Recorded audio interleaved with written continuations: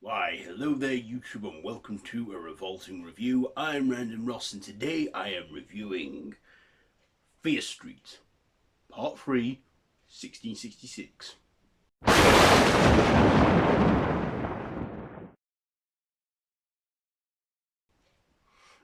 So, this is the third and final part of the Fear Street trilogy on Netflix, and this one was directed by Lee Jin-Kiao, whatever it says, and stars Kirsta Madiri or something, Ashley Zuckerman, and Gillian Jacobs. So, as I've said, this is the third part of the trilogy based on R.L. Stine's book series of the same name, where this time we go back even further to 1666, where the curse began, where we find out the whole origins of Sarah Fear and how she got the curse, or how she made the curse. So we find that out in a huge portion of the film, and then after all is explained, which I'll not give much away here, we then go back to 1994 for the final hour of the film, where they all come together, the kids from the first ones that survive, to undo this curse, as we find out that this witch, Sarah Fear, may not be the witch, the evilest witch that they first fought, because there's a big twist in there. So what did I like about this one? Well, first of all, I like that we got loose ends tied and we found out what was what and what was happening, and we got to see the finale of it. I also liked how all the actors from the previous two parts were recast in different roles for the 1666 segments, and how we see that. And during that whole part, it's not like a slasher film, it's like a witch trial film. And then we go back to the whole slasher part for the final part of the film. But yeah, I liked it. Was it as good as the other two?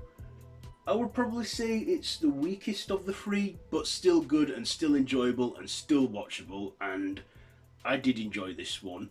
Of course, some dislikes I have were that there were a lot of whole witch superstition and everything which you get in them kind of films, but witch movies aren't my strongest subgenre, but I'll watch one anyway. I also enjoyed the 90s soundtrack we still got for the 1994 Part 2, because the final hour of this part is called 1994 Part 2, because we go back to 1994.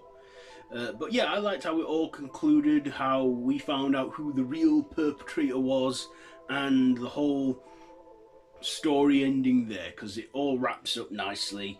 And yeah, will there be any more of these? Well, I will say keep watching during the credits, because they do show some stuff which kind of set things in motion. Now, I hope they could do another series of this, make another trilogy of short films.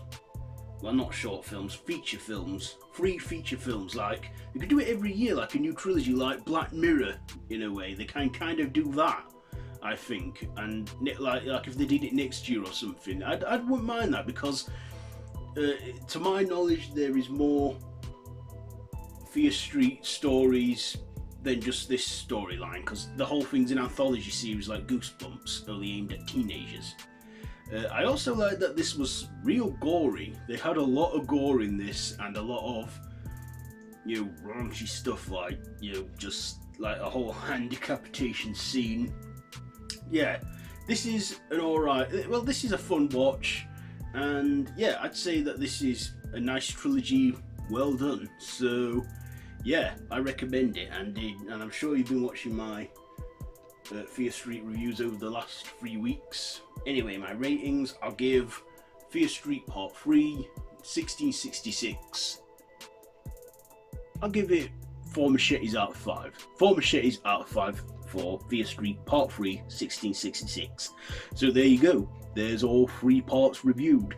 And I'm going to combine all my 3 reviews into one super video, so you can watch it all in one go if you wish. So yeah, I've been Random Ross, and this has been a Revolting review, Fear Street. Part 3, 1666. So, have you seen this one? Let me know down in the comments below if you have. If you like this video, be sure to give it a big thumbs up, share with your friends, and if you want and you're new here, feel free to subscribe to my channel if you haven't already, and to hit that notification bell. All my social media links are down below in the description. So yeah, until next time, don't have nightmares.